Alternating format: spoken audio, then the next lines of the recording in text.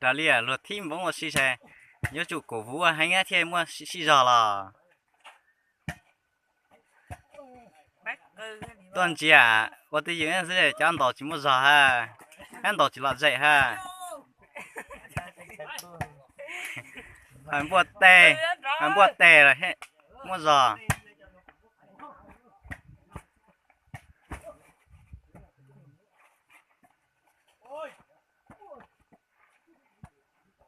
ô cho xía ô bông ô nó lúc nào bông học kiển ồ khi học bông lũ nữa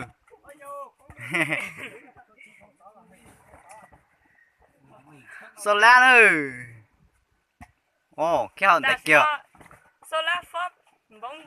ồ ô dòng cờ nữa lúc nào ô khi học bông kia lúc nào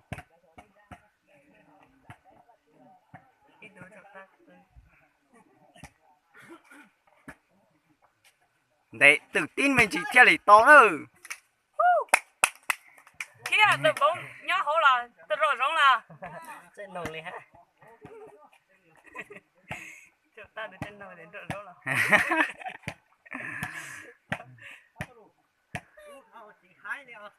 ô đồ giống kia nữa hả ô giờ bên nhót đen chỉ bỏ xuống nữa giặt gì nữa khi phát bóng ồ sau đó đợt bóng ồ chăm bóng bóng từ nhanh nữa từ nhanh nữa chà đó là tổ tiêu dòng cờ nữa ô sau đó đợt bóng ô khi hậu ô khi đợt bóng sau đó đợt bóng sau đó đợt bóng lúc này dòng cờ nữa ô khi biết bóng ô cho bóng rồi giống tự nhiên đâu ôm bóng toàn giống là phát dòng cờ đi thế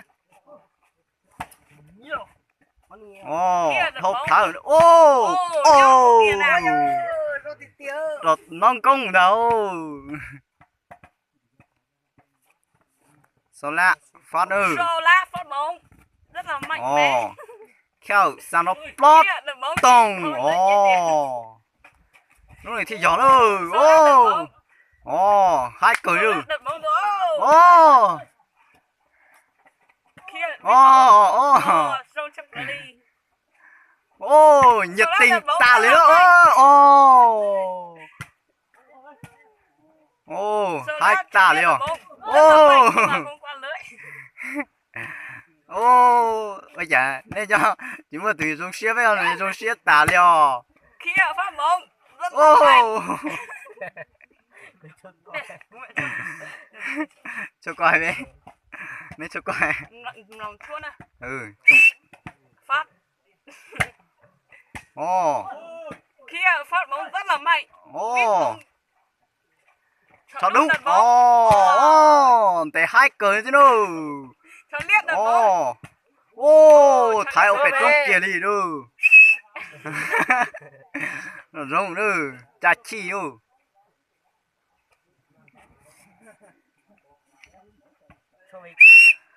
sợ cờ đi tên này lò cho đi ta tự trò thế đâu dám lòng cái phát bỏ một trò ta chỉ tự trò chỉ ho thôi khi phát bóng chỉ thâu lưới chỉ thông bài đó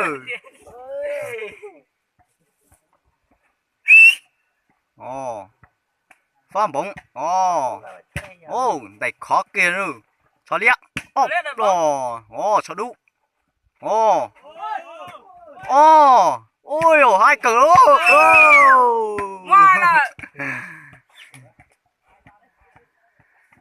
lúc này mà hai cha đấy nó chỉ mà vận động là lúc rồng đó khi phát bóng rất là mạnh cho liếc chị thầu nữa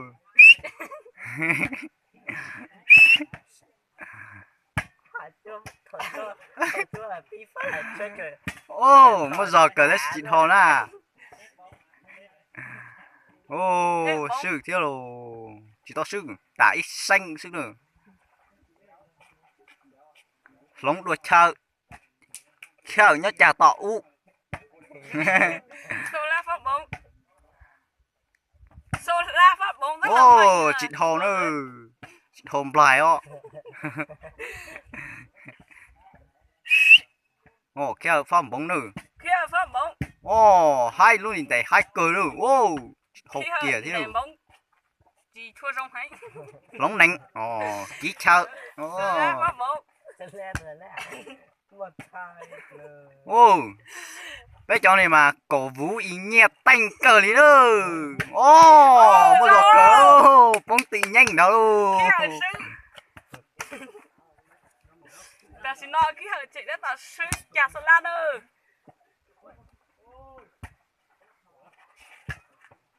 số lá được ô tổ ô chỉ tổ thế Thời liệt đập bóng. ô ô ô đồ thế hai cờ luôn ô kia hở mà kia nhá rồi trổ lý thế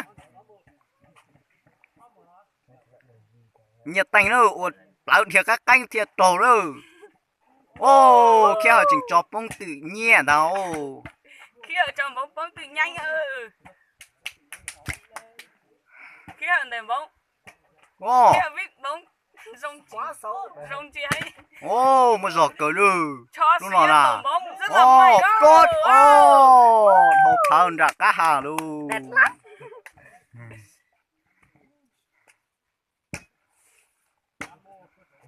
Bây giờ mình đi pha.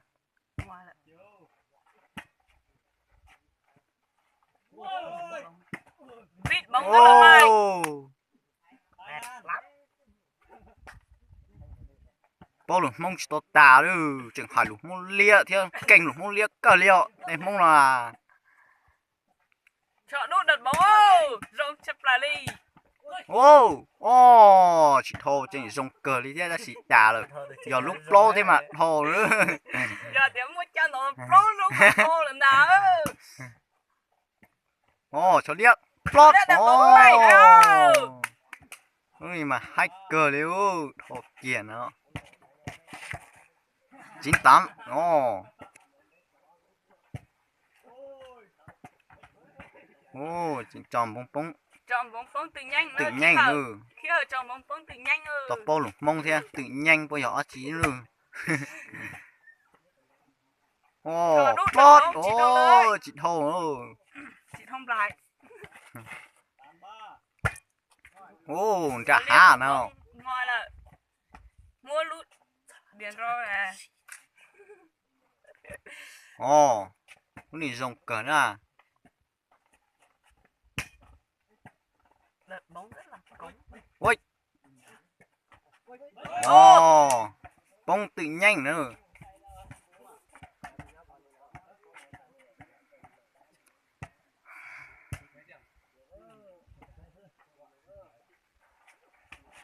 Đợt bóng rất là mạnh à. Thô thế là lúc thế là tập bao lủng mong thằng mong lia yêu. Đợt bóng rất là mạnh.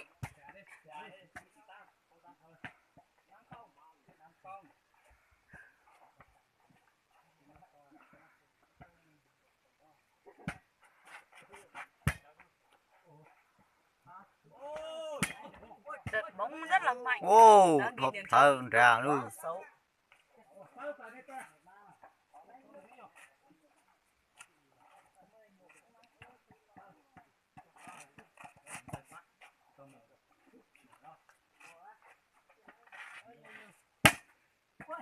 thâu lưới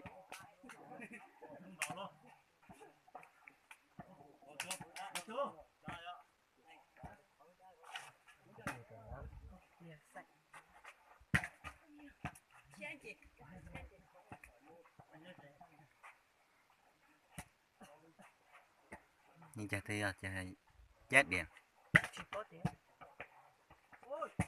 Là hoa lắm.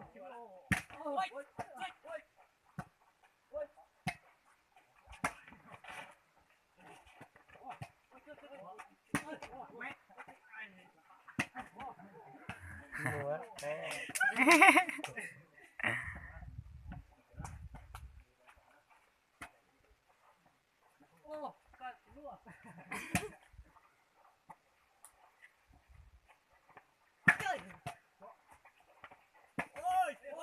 Ê, Lúc nào là rong chắp lại đi.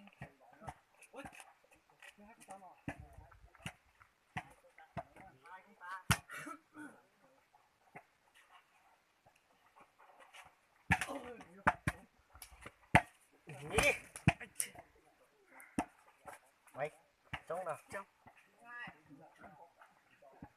Tỷ số là 9-2. Sport giờ bây giờ chạy nhanh.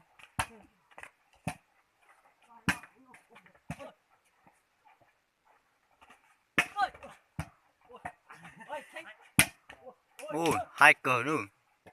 Ô, ô, này bóng rổ.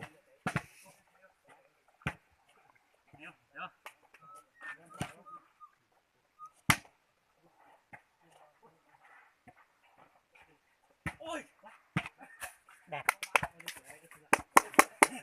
Bột té. Đè này giờ rong nữa. Muốn liệt thì đè này là giờ rong nữa. Hai chắp lại nữa. Mua lên để đè là giờ rồi. Đè là mua chứ. Ô. Nó này đè nữa. Kia, một Ô, bóng nó rong lại. ô, lo lúa bạ à. Bà tử rồi. Bà hảo tử rồi nè. Mua lên để đè là giờ rồi.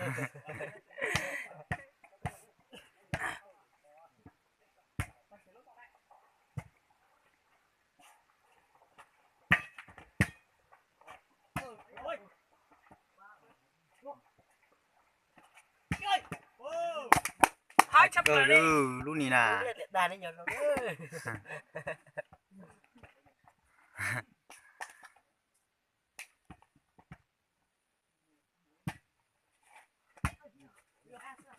Ô, Rong chắp lại.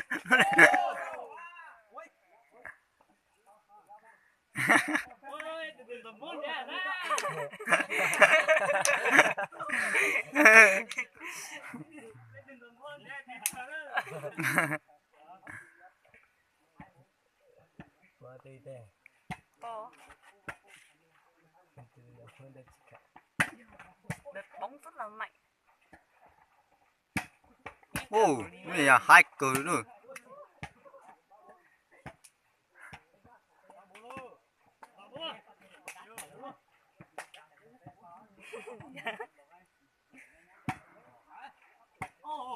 Gái à mày. Điều ra. Điều muốn luyện luôn muốn có hải trả rồi. Xin bò á. Xin bò á. Ô, hải kia tròn trà thế nữa. Ồ. Ồ, chỉ có 6 cho nữa.